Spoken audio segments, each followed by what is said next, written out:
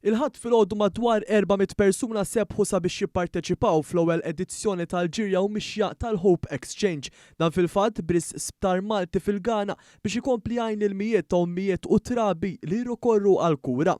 L-attività bdiet fis-7 ta' filgħodu inkludiet mhux biss ġirja u mixja ta' 5 kilometri, iżda wkoll mixja ta' 2 kilometri u nofs għat-tfal bil-bidu u tmiem tagħhom ikun fil-Palazz tal-Verdala fil-Busket. Fil-fatt persuni ta' kull età ipparteċipaw f'din l-inizjattiva mill-isbaħ.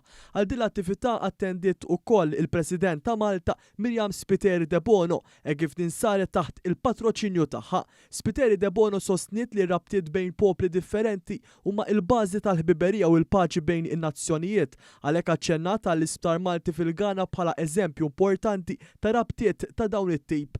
Il-President sostniet l-importanza ta' attivitajiet u inizjattivi ta' dan it-tip li mhux biss jinċentivaw l-attività fiżika iżda wkoll għandhom għan nobli fiċ-ċentru tagħhom. Din l-inizjattiva saret bitħejja l-maratona ġbita fondi bit-tema Għati it-tama bris l-Isptar Malti fil-Ghana li se ssir il-ħadd 28 ta' Lulju u li se tixxandar b'mod dirett ukoll fuq l-Istazzjon 1.